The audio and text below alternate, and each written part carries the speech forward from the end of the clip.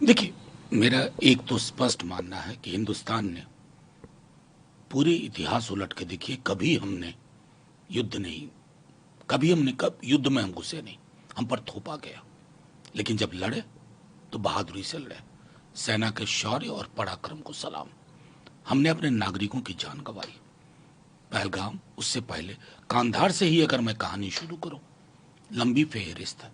और सब जानते थे, पूरी दुनिया के सारे मुल्क जानते थे कि ये आतंक की प्रयोगशालाएं कहां चल रही है।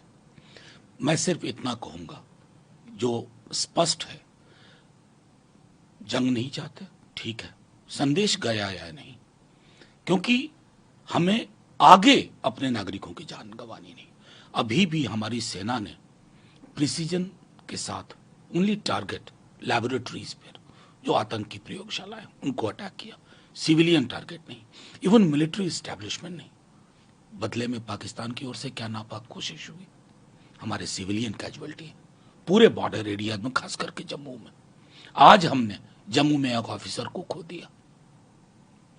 ये फर्क है हिंदुस्तान और पाकिस्तान के मिलिट्री एस्टेब्लिशमेंट का भी। पाकिस्तान की जो मिलिट्री एस्टेब्लिशमेंट है, या तो सरकार में रहती है या अपने जैसी सरकार चाहती है। हमारी एक प्रोफेशनल कमिटेड आर्मी है जिसका पॉलिटिकल इंक्लिनेशन नहीं। ये फर्क इन 3-4 दिनों में भी दिखा। बस संदेश स्पष्ट जाना चाहिए।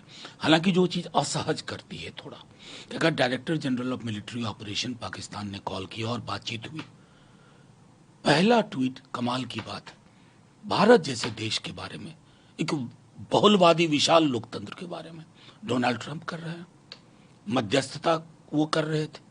इससे जो हमारी एक छवि है, उस छवि को बरकरार रखना मुझे असहज किया। और मैं अकेला नहीं हूं, कई लोग आज 71 को याद कर रहे हैं।